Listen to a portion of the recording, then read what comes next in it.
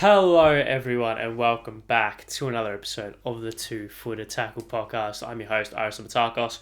We're here again, another week of Premier League and European football, just football in general I think. Yes, we're back again, episode 9 of season 3. Hope everyone has had a fantastic 7 days since we last spoke, of course. We're getting into the swing of the hot weather in Melbourne, so the aircon has had to come on for this episode. Probably the first episode I've had to do with the aircon on since probably about March. So it's really hot. I think it's like 27 degrees, which isn't hot, but hot enough for me to sit in this relatively hot room with a light shining in my face and with 2 lights on above me, with needing the aircon. Could put the fan on, probably make a little bit too much noise. So we got the aircon on above me, which is great. But yeah, really getting into the hot weather. So I can't wait to get out and get some sun, which I think I might need. But yes, hope everyone's well. Hope everyone has enjoyed their 7 days. As I said, hope your football teams won on the weekends. Like mine, obviously, haven't played as at time of recording. Or they did play throughout the week and they won, and we did a goal, which is great.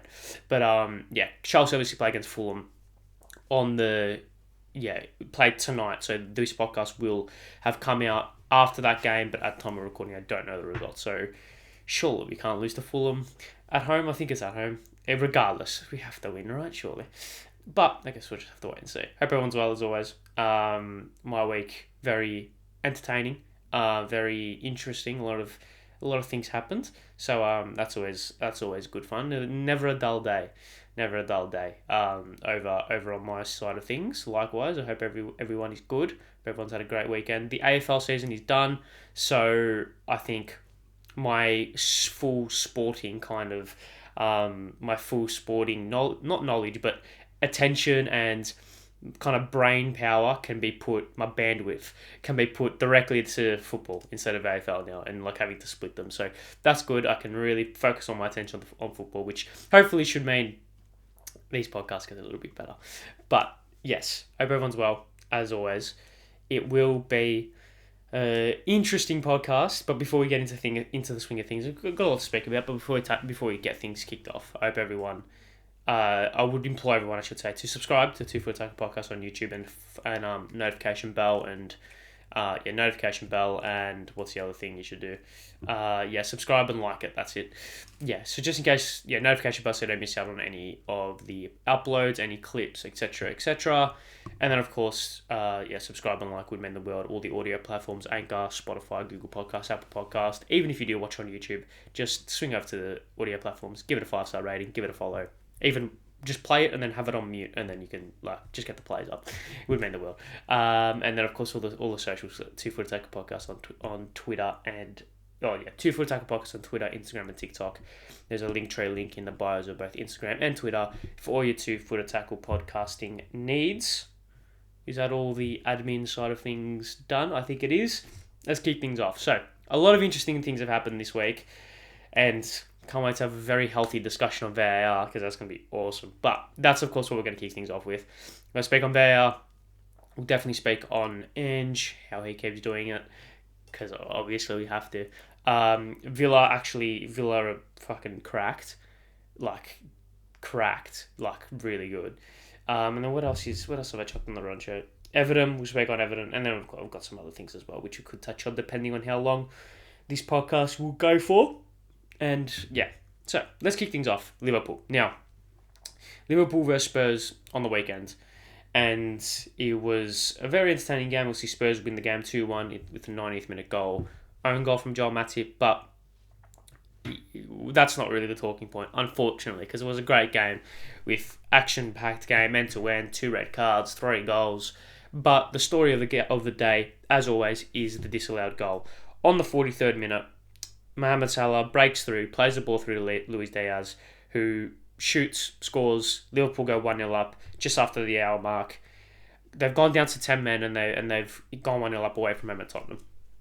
Great stuff. Well done, Luis Diaz. Liverpool, really good bottle and really good mental kind of to keep yourselves in the game, etc., etc. However, we pan to our it would have been Luis Diaz, pans to his right, and sees the offside flag goes up. Right, okay, not a great start. And then it goes to the replay, and the replay shows a position of Luis Diaz which looks to be onside. Not only is Luis Diaz onside from the naked eye, they go to VAR, and VAR show that he... Firstly, I don't think VAR actually showed the lines, actually drew the lines, but regardless, he was onside. Quite obviously onside as well, which makes it worse. And then the referee or VAR official says check complete, and we go back to the on-field decision. The on-field decision being, of course, offside. Now, getting through the crux of the case.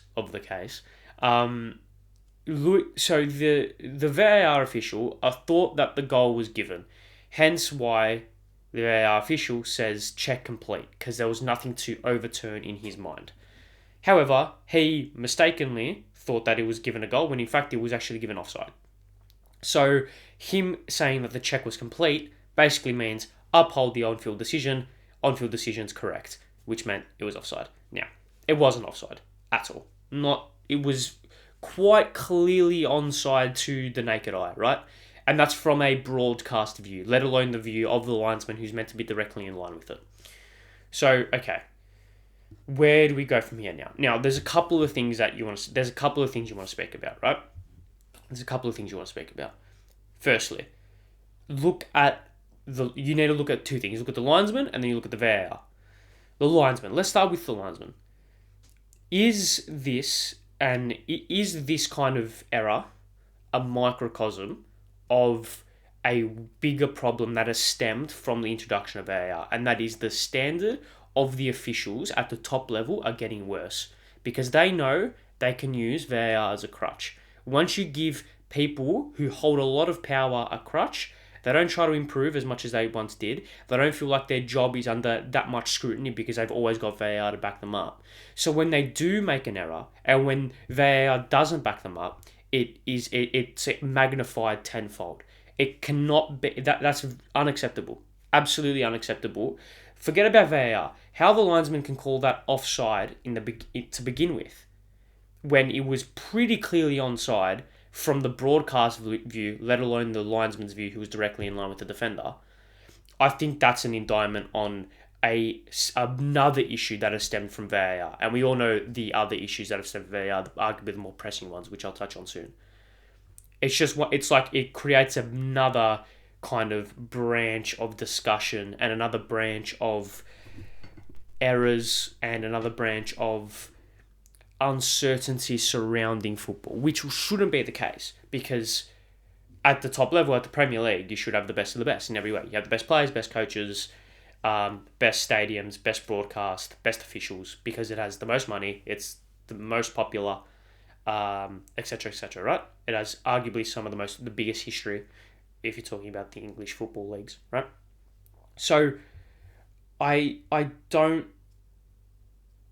get it. Like, I just don't get it how the official from where he would have been can see that. Unless there was a blind spot, unless something untoward happened in terms of, like, I don't know, something maybe obstructed his view or whatever. That is unacceptable for a linesman to make that decision. Forget about VAR. Forget about the fact that the goal didn't stand. The reason the goal didn't stand was because the referee called that offside. Or linesman called that offside. And that is an error, and an error that has cost Liverpool a goal that would have put them 1-0 up, and 90 seconds later, Spurs go up the other end and score. What was it? 36th minute, yeah. So the goal was on the 34th, and... yeah, the goal was on the 34th goal. The disallowed goal was on the 34th, and the Sun scores on the 36th. So Liverpool go from being 10 men down, 1-0 up inside the first half to being 10 men down, 1-0 down inside the space of inside the space of 90 seconds, which is puts Liverpool on the back foot, but also creates a completely unfortunate situation. Now, you look at this decision, and then you also look at the double yellow that was given to Diogo Jota. I don't think you can have much complaints about the straight red for Curtis Jones. I think he goes studs up, doesn't really get any of the ball. I think that's fair enough. When you look at the double yellow from Diogo Jota, the first one, is it a yellow? Really? Like, is it a bookable offence? You have to remember that. Is it a bookable offence? I think the second yellow is. I think the second yellow is fine. Is it enough to warrant a player getting sent off? I'm sure we can have that debate all night long. But I also think it's the right decision to give him a second yellow. Is the first Diogo Jota booking a booking? Probably not. Like, probably not. If I was the official in that stage, I probably would have not given it. But that once again goes back to the discussion point of the standard of officiating. Forget about VAR. The standard of officiating has gotten so much worse, it's not even funny. Every single week, there is a error with the VAR. There is an error, the blatant error regarding a red card or a penalty or a double yellow or whatever. There is always a blatant error, and the officials are under so much more scrutiny because of VAR.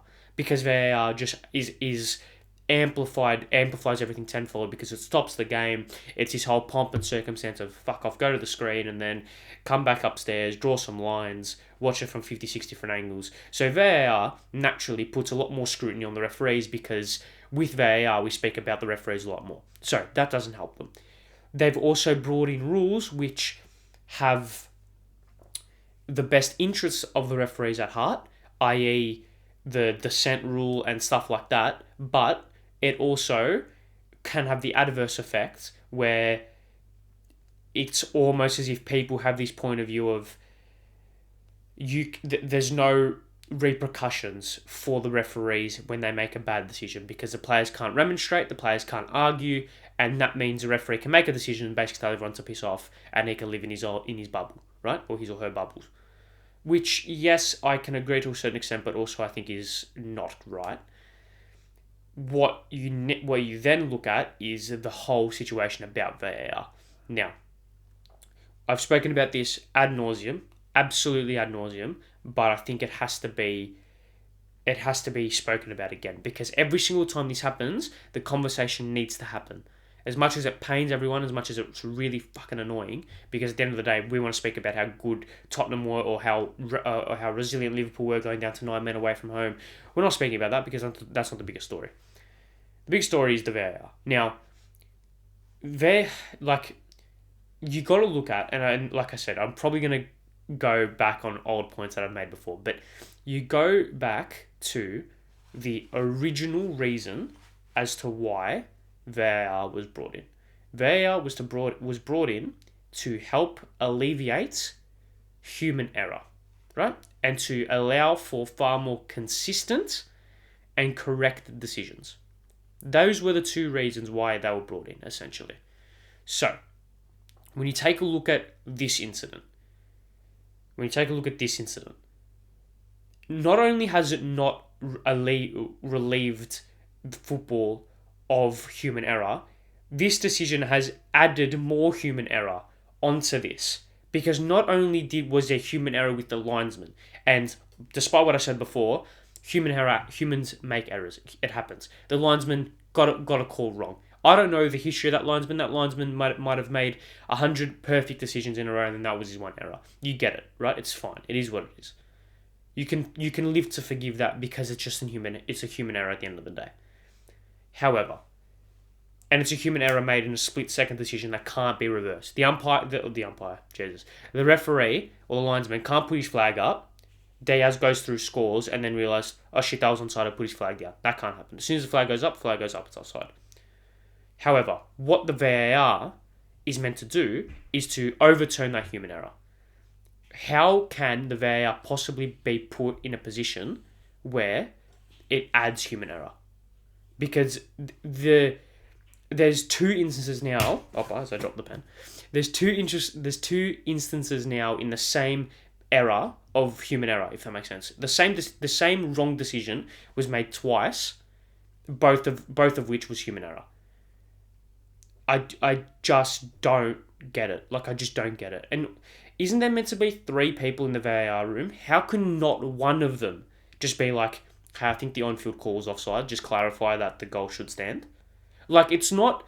Whether or not this is an error about how anal the VAR people have to be about their wording, whether they have to say check complete, whether they have to say on-field decision stands or whatever, and whether or not the rules and the governing bodies of the Prem or whatever don't allow for actual conversations to be had in the VAR room to be like, hey, just make sure that it's a goal. Like, whatever the on-field decision is, just it's a goal. Like, whether or not that conversation is allowed to take place, who knows? Whether or not it's almost an unwritten rule to go with the on-field decision if it can't be overturned. So, similarly to how, like, I don't know, like a referee's call, in a sense, like, it can't be overturned, so you go with the on-field decision, which, whether or not that's like an unwritten rule that happens to protect referees. But I just don't understand how 3 people in the VAR room, right? 3 people in the VAR room who are all meant to be accredited, are all meant to be trained officials, can all 3 of them are complicit in making this error.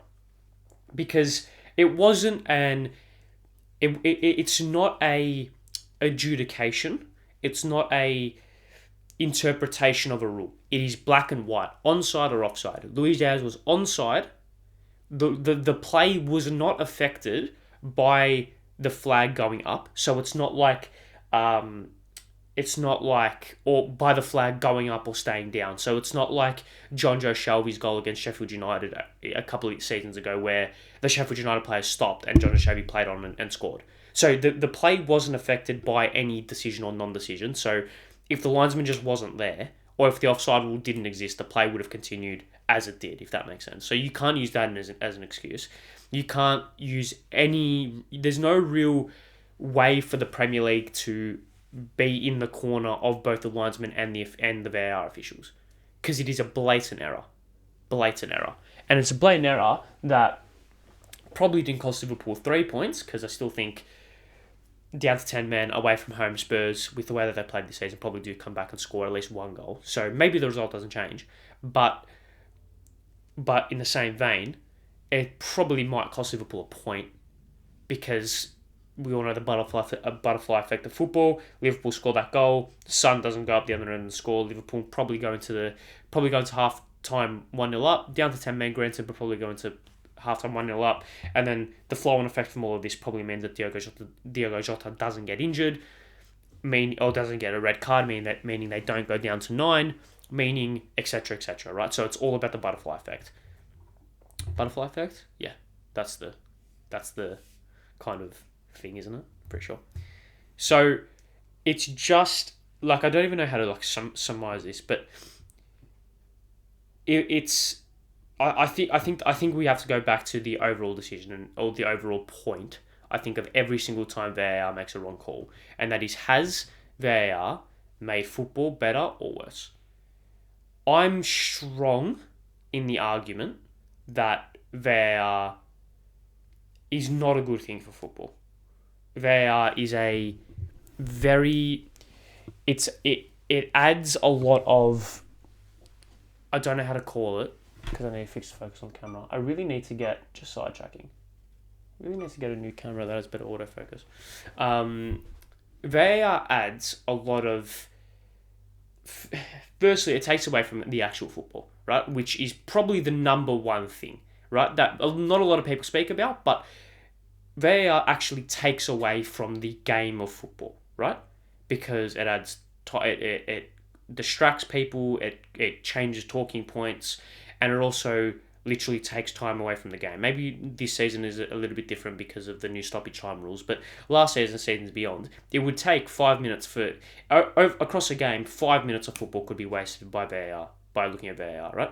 So it actually takes away from football in a lot of ways. So that's obviously not a good thing.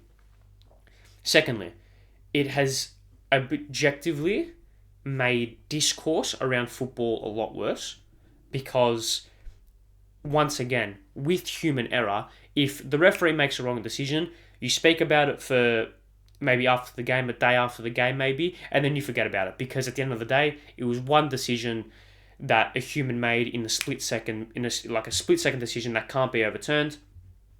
Is what it is. It happens, right?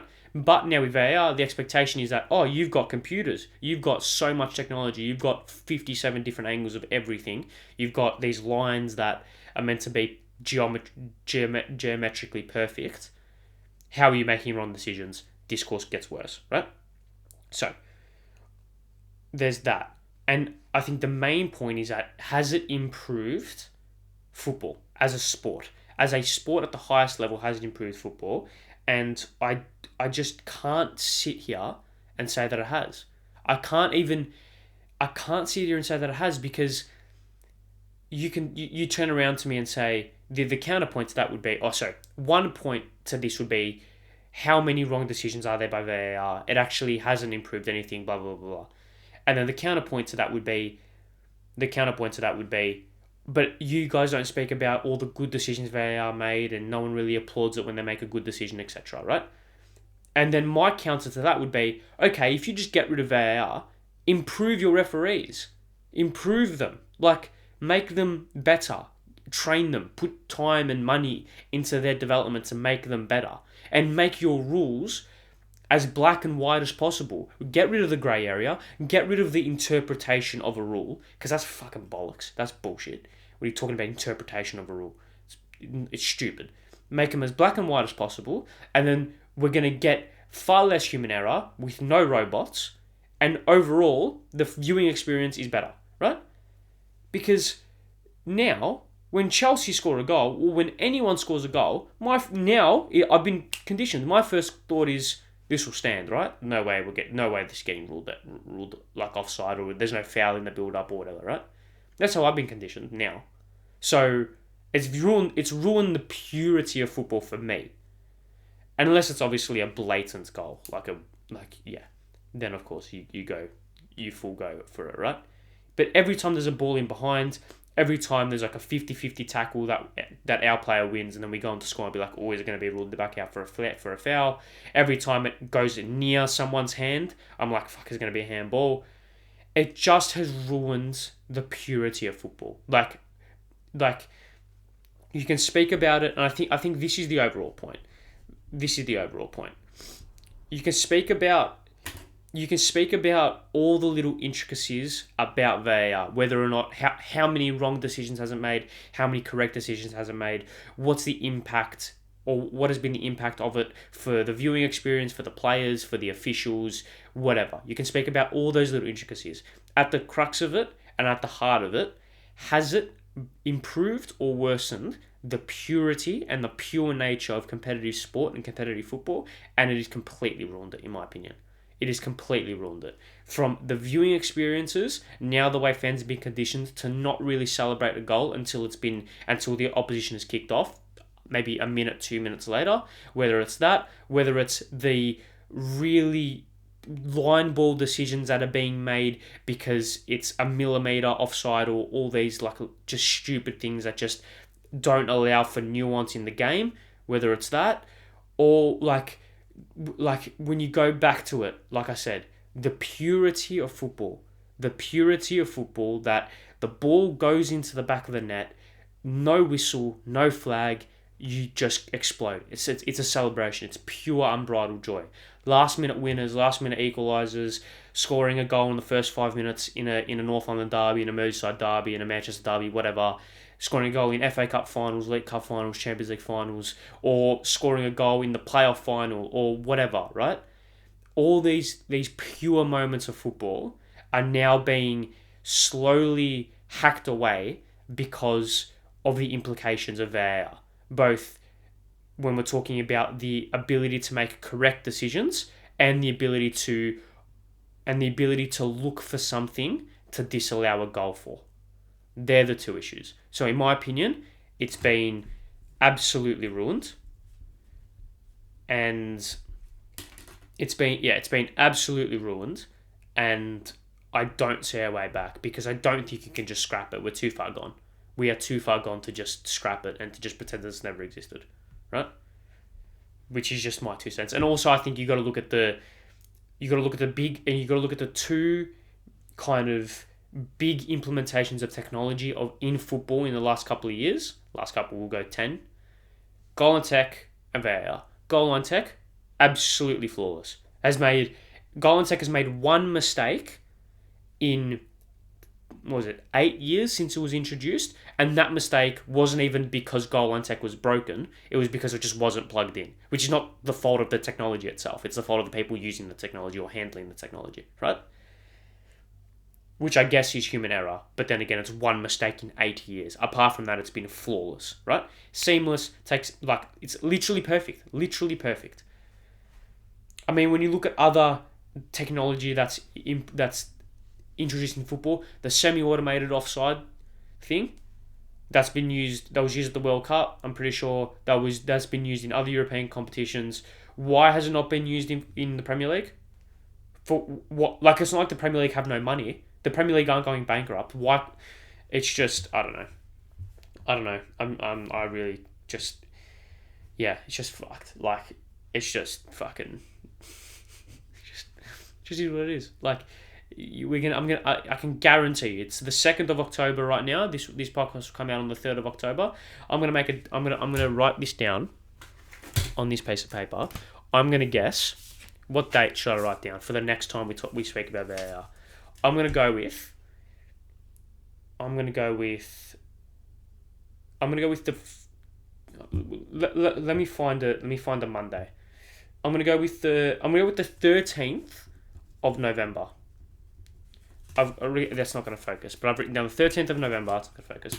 13th of November on this piece of paper. I'm going to put it right next to my camera, so I know that date. That's the next time I'm going to speak about VAR, guaranteed. If it's within a week either side of the 13th of November, I'll take it, because it's not going to be an issue that just happens once and then it doesn't happen again for 6 months. It's a monthly thing at a minimum, sometimes even fortnightly. So I guess here's what it is. Let's move on though, because there's actually other football things to speak about, and we're going to speak about Ange again, because every time Ange does something good, I want to speak about it, because he just keeps going. It just keeps going. They sit second, a point off top, undefeated. It's funny enough, the two North London teams are the only two undefeated teams of the Premier League this season. It's just magical, isn't it? Like, as a Chelsea supporter, despise it. As an Australian, it's one of the best things I've ever seen. It's man. Ange, so good. Like, I didn't ever think this would happen. I looked at his first. We'll call it 2 months. I looked at his first 2 months and I thought, fuck, Brentford away, tough. United at home, tough. Bournemouth away should win that. Burnley away should win that. Same with Sheffield United at home. But then North London Derby and Liverpool at home, tough. And he's taken. I mean, he's had 2 draws and the rest have been wins this season. You got a draw in the North London Derby, which was a pretty good result, all things considered. And the draw against Brentford in his first ever Premier League game against a pretty good Brentford side at home. Yeah, away from home, I should say. Yeah, it's pretty good. Yeah, it's an okay result. Brentford are doing okay this season. They're actually winning the draw league, I'm pretty sure. Are Brentford winning the draw league? Brentford are winning the draw league. So there you go. For the most draws this season. That's a very niche reference that I don't think anyone will get, but it's made me giggle, so that's all that matters. But yeah, Ange just keeps on going. Just keeps on going. So can't really sort of sit here and say. You can't really discredit him in any way. I think it'd be very unfair to discredit Ange in any way, because the way that they've been tactically able to pick apart different systems and pick apart different teams, and the way that Ange, I mean, a lot of people who followed his journey know this, but the way that Ange has been able to tactically adapt is something that we've seen glimpses of, and it was something that a lot of people were intrigued about whether or not he was actually going to be able to adapt to both the Premier League and also to individual games. So, and individual systems. We all know his stubbornness as Australia team boss, like constantly playing through at the back, even though it wasn't working at times, but he just kept doing it. So, like, stuff like that. So he's been able to adapt. He's been able to change and to overcome and to use a lot of different tactical intricacies using these wing backs in a really advanced and modern way, which is very good. Adogi has been a revelation at fullback this season.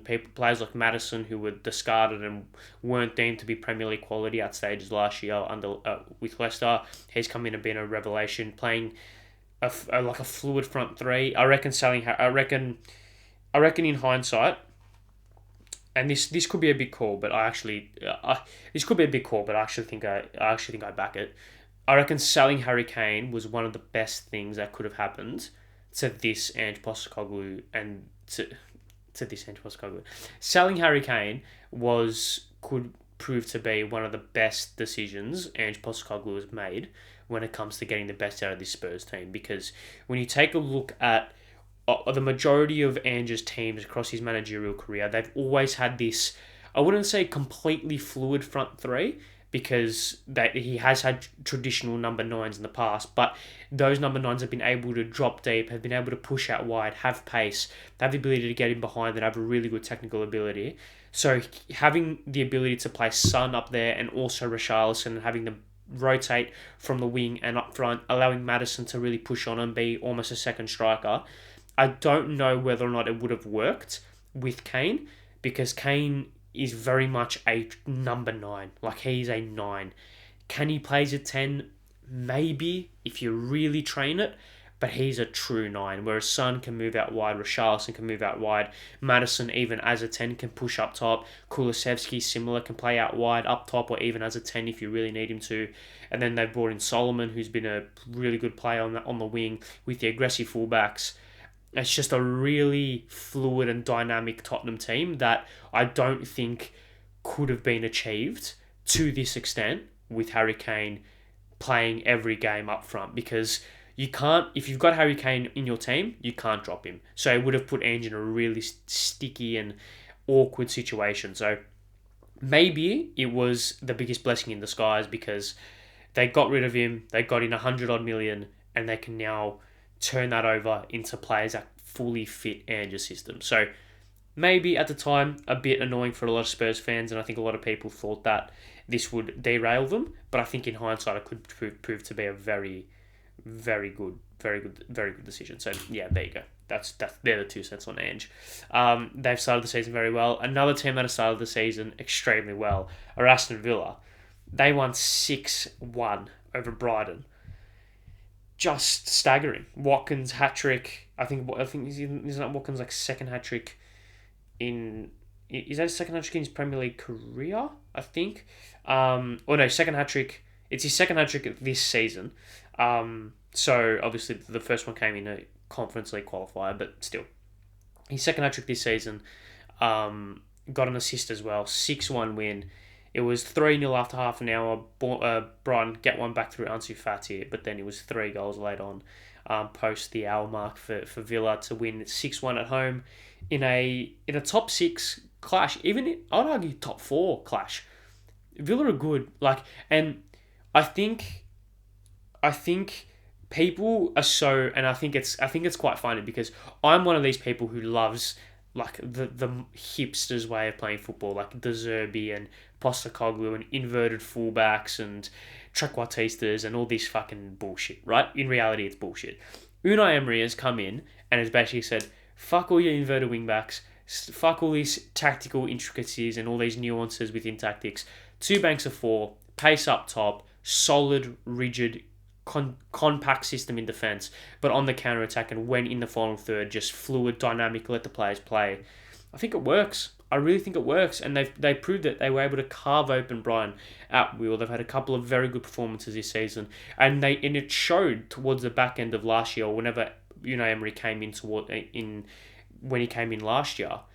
It shows that they've been able to just be solid. You don't really see Villa too often be destroyed. Even when they lose by big margins, it's never a destruction, because Villa, Unai Emery is such a good manager to just get the best out of what he's got. And in reality, last year, he didn't really have a whole lot. A lot of his better players were injured. He had to completely transform Ollie Watkins around. But now, Bailey starting up front, playing in this like kind of like striker role. Diaby, I should say, not Bailey. Diaby, he's brought in from Leverkusen and has completely changed that structure in the final third, playing off Watkins. I think he's been really good. I think Zaniolo has been a very shrewd signing as well. And then you have Kamara, who was very, very hyped up last year. Probably didn't live up to the expectation that was on him last year, but was definitely able to be a more than solid contributor. John McGinn keeps doing what he's doing, and even Pau Torres has come in has done really well so far this season. It's just a really, really solid team that has lost 2 games this season, right? And the games that they've lost, they lost to Everton and they got smashed by Newcastle in the first game week. Newcastle result is what it is, and then you lose to Liverpool. There's no shame in that. They beat Chelsea, they beat Brighton. They've got Wolves, Luton, Forest, Fulham in their next 4. Very, very easily, they're able to take 4 wins from that. And then why not? European football is definitely within the realms of possibility. And even as far as to go, Champions League football is definitely within the realms of possibility. Will the Conference League catch up to them, and will their body start to tire? Who knows? But I think Unai Emery is in a really good position to really take a lot out of this Aston Villa team. So you got to give a round of applause to them, and I think it's interesting to see. It's interesting to see what will come from. It's interesting to see what will come from Emery, because maybe managers like Emery are just suited to manage mid-table clubs, like mid to upper range table clubs, because we saw Emery was at Villarreal. Actually, where was he before he went to PSG? Where was Emery before he went to PSG? Come on. He went to PSG and then he left and then he went to Arsenal. Is that right? Yeah, Sevilla. That's enough. He went to Villarreal after. But when you look at Emery's career, right? Was at Sevilla for 3 years, did very, very well. More than capable of taking them to very, very good levels for that Seville team, right? Then he went to PSG and failed, right? I think across his 2 years or whatever it was, he failed. Moved to Arsenal, a club not exactly the same as PSG, but a club with the expectations of challenging for trophies, challenging up into the upper echelons of the league, doing well in Europe, and he failed again. His one task was to finish in the top 4 and get European and get Champions League football. He had 2 chances of doing that in the same season and lost and failed in both attempts. Then he went back to Villarreal and won the Europa League and did very well with them. He's come to Aston Villa and he's doing very well with them as well. Maybe managers are just suited, some managers I should say, maybe some managers are just suited to managing like 10th to 7th like ranked teams. Not the best, but not the worst, and they just get the best out of what they've got. Maybe that's what Emery is just suited to do. He's not a manager that could go to a Man City and keep them at this level. Not a manager that could go to a Man United and push them back up where they want to be. But a manager that can go to a Villa, that can go to a Villarreal, a Sevilla, even like a Bayer Leverkusen, a team like that, who aren't the best, aren't the worst, probably the best of the rest, if you want to use kind of that term. And maybe managers like him are just suited to that, because like you have managers like Sean Dyche and Sam Allardyce and Tony Pulis who are relegation saviour managers. Maybe Emery's a manager that just isn't suited for the big jobs, just suited for those mid-tier jobs and can win a couple of trophies, get his team playing good, solid, effective football, and then they just go from there. I don't think it's necessarily a bad thing, but I just think we've seen that it is one of the things that Emery is capable of doing. So I think you have to credit where credit's due in that realm, I think. So yeah, there's that. If we want to move on again, a couple of things I want to speak about. Everton. What's going on with Everton? Because they lost. Everton lost again, and they lost to Luton. I don't want to speak about Everton for too much because they are in a bit of a sticky situation. I just don't get it. I just don't get it. Honestly, they could so easily go down. It's so unbelievably possible for them to go down. But I can't get over the fact Everton's team on paper is it's okay. Everton's team on paper, Pickford, England international, Ashley Young, Yeah, he's really, really old, but still has that kind of leadership ability to be okay. Tarkowski is good. Like, Branthwaite is a young, up-and-coming player who probably isn't doing too well because of the situation that Everton are in. Similarly with Mikolenko, both are in the same boat, I think. But then Garner, Onana, Gay, McNeil, Doucouré, Calvert-Lewin. That's good. Like, that is good. That is not top 10, not even top 13, but 13th to 17th comfortably, right? That survives relegation comfortably, in my opinion. I just don't get it. I just don't get it. And honestly, I think you need to look to Sean Dyche. Genuinely, I don't think he is the manager for this squad. I'm not saying he's a bad manager, but I just think this is wrong place, wrong time. He is not the manager to get the best out of this squad, because this squad is good enough to be in a far better position to what they are now. I think it's a wrong place, wrong time, and he's not the manager for them right now. I think he was